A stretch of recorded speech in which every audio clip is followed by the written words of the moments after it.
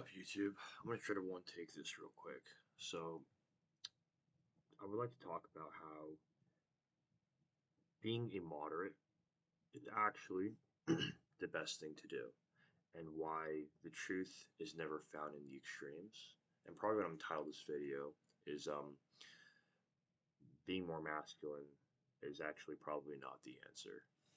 Um, I think that would probably just be a good title because a lot of people, I think young men on YouTube are kind of drawn into like the whole red pill. And to say it's a trap is, I don't know if that's true, but I think that a lot of young men are being forced to kind of either pick a side, where it's like you can either choose to like be this like super hyper liberal femboy or just Andrew Tate kind of guy, and there's like no in between. And this is something I have a problem with, and I realized it today. And I'm gonna tell you guys a story. It wasn't today; it was actually yesterday. But I've just been thinking about it, and I can't sleep, and so I want to talk about it. Basically, my friend got invited to like basically this tea party. Yeah, I know, right? Like a tea party, and he told me to come over as well. And I was pretty hesitant at first. I was like, I don't know if I'm invited. Like, this is honestly kind of weird.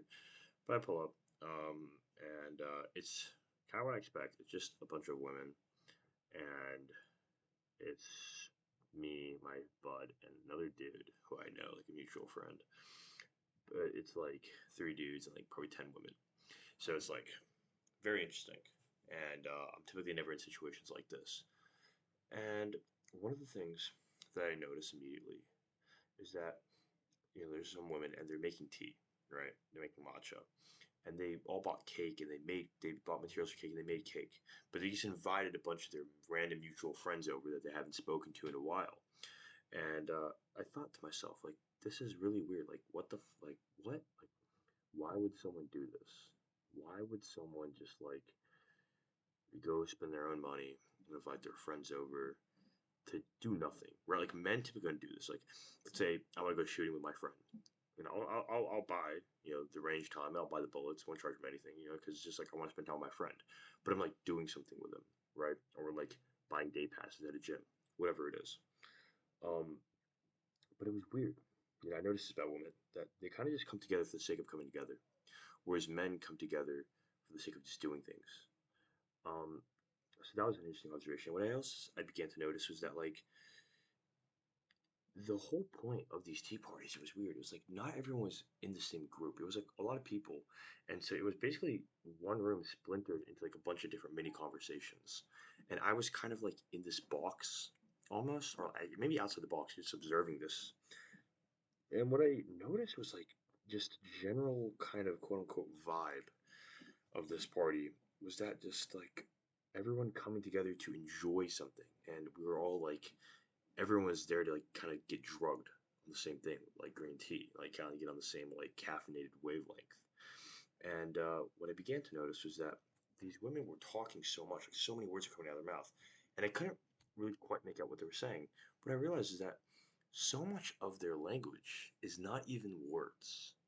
It's frankly just the intonations and how they say things and their body language. And I realized that one of the women needed help, right? And I didn't see it. I saw one of the women need help, but this girl noticed it just based off this other woman's facial expressions, like immediately. And I was quite puzzled by this. I was like, it's like these women are like telekinetic with each other. And I realized that they are so good at communicating with each other. And this is what, I think women need when they talk about dating. They're like, I really like a guy who's good at communication. I think what they really mean is like sometimes they just want a guy to read their mind or just be aware of their facial expressions. I'm honestly, personally, horrible, horrible at gauging people's facial expressions. I'm horrible at honestly empathizing with people.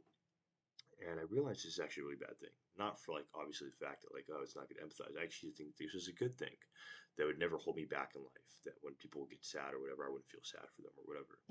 But I'm starting to realize that there's a huge advantage of being able to feel other people's emotions and feelings. And it's because it allows you to be an excellent communicator. Another thing I'd like to know, not from this party, but this is a statistical fact. Women are typically one standard deviation higher in levels of agreeableness than men across all cultures. And I realized that this is because women strive to maintain group cohesiveness, and they really want everyone to come together and to avoid conflict. Like women are all the time trying to avoid conflict, and I noticed this even amongst men.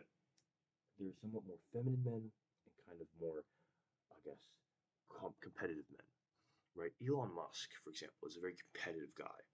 He kind of just wants to take everything for himself, and he has a problem with a bunch of people having useless MBAs, loves firing people, and things like that. Whereas, some of my friends that were kind of feminine in nature, and these things is bad, but now I'm starting to realize maybe not so, would always, like when we play soccer or something, some sports, they always be like, "Oh, guys, it's just a tie. All right, everyone basically won. It was a tie." And I was like, "This is interesting. Why are some people like this?" Women are much more likely to kind of like call things ties because they would rather not neglect someone and hurt someone and sacrifice the group's progress, right? By like keeping poor performers around, they'd sacrifice the group's forward progress by allowing the poor people to stay with them, kind of drag them down. But as a whole, you have more people. It's kind of like the saying that if you want to go fast, go by yourself. But if you want to go a long way, go with other people. And when I think about society, the human race, anthropology, humans have been around for 300 years roughly, and I realized that we've all had amazing hunter gatherers. But when we study anthropology, we never look at individuals. Never, never.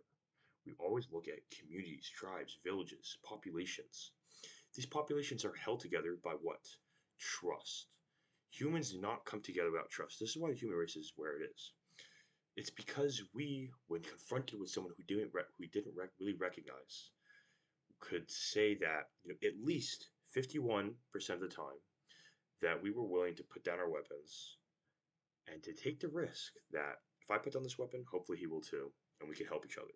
Because we were smart enough to understand that we are stronger together. And we did this. And this is why the human race is where it is. The most important point I want to talk about now in this video is this is so important. I'm a utilitarian, right? I want progress. I want the best to win. I'm a capitalist. But the thing is that when you see skyscrapers, you see, AI, you see all these technologies. For example, I was talking to my buddy about this, the airplane, right? When we fail to collaborate with others, and when we fail to share our contributions with others, we are being someone who is a competitor. We are preventing others from sharing our glory. And while we can take all the glory for ourselves, we are actually stifling how long this technology can go. For example, if the Wright brothers made the airplane and they patented it or something, or prevented anyone from making revisions on it, we would have no air travel. We would still be living in almost very archaic times. But everyone who came after, Boeing and whoever made revolutions and innovations in the airplane, BMW even, um, they all pay homage to the original creator. And the one who comes after them pays homage, and they honor each other because they are all willing to work with each other. And they admit that someone will come after them with a better idea. Or it could be worse, but it's worth experimenting with. And because we, as a society, especially within science, have a collaborative type nature, that we are willing to collaborate with others despite our differences, we were able to create technologies and improve humankind and make it such that life is easier to live. And I realized that the things I want, right, better technologies, better healthcare, things like this, or they require geniuses, they require best people, but they require us to work together. They require group cohesion. They require a feminine trait of thought. They require you to be collaborative. They require you to be willing to work with other people and to be agreeable and to maybe admit that while you don't completely agree with the other person, you're willing to set your differences aside and continue to work with that person. And I realized this when I was sitting at that party. So I'll take you back to this party. And I'm just observing this. It's so foreign to me. And I'm just like almost swimming in these women's estrogen. Like I feel like I'm drowning, and it's just like I'm like overwhelmed by like how much community I feel and like how happy everybody is. And I'm like, why is everyone so irrationally happy? Like I feel like something bad's about to happen, like something wrong. But nothing was. They were just happy for the sake of being around each other. How many humans can be like that? I'm not like that, at least. I don't know, maybe something wrong with me. But I don't think a lot of humans are like this, where they're just happy for the sake of being around other humans. But I realized that this is actually a very good quality to have. And in businesses and in things like this people should be hiring on the basis for this. So here's I'm gonna cap off this video. It's about 10 minutes now. Um, it's not good to be polar on either really masculine and super competitive and constantly thinking in this one paradigm all the time. But it's also not good to constantly be thinking like a woman all the time. We see this issue in politics today. On Twitter, you only see like extremely right wing posts or only left wing posts. Or just in daily life, like it's like either you're a Republican or a Democrat. There's nothing in between. No one is a moderate these days. And the thing is I used to dabble in like these philosophies, the red pill, black pill, blue pill, and I moved my ways down from there. And I realized that neither are true. Both all elements have some elements of the truth, but the truth is it's somewhere in between them. It's somewhere in these shades of gray, in between all these pills. The truth lies somewhere in between, and you will never find the truth adopting an extremely extreme mindset because the probability that it lies there is just so slim, right? If you're on a bell curve and you have one point in like 2 sigma and another point in like negative 2 sigma or like other 2 sigma, the probability that the truth lying there is not very high. But if you have it within one standard deviation, bell curve, right, where 68% of the data point values lie, you're a lot more likely to strike the truth and strike the best compromise.